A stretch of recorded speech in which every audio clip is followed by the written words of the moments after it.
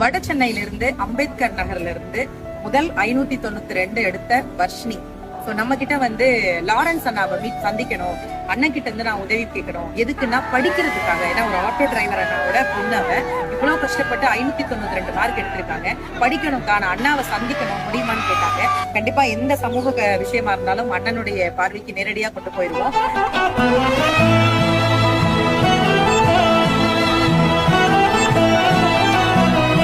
பாப்பாவுக்கு ஃபீஸுக்கு ஹெல்ப் பண்ணுறதுக்கு அவர் செக் போட்டு கொடுத்ததுக்கு ரொம்ப ரொம்ப சந்தோஷமாக இருக்குது.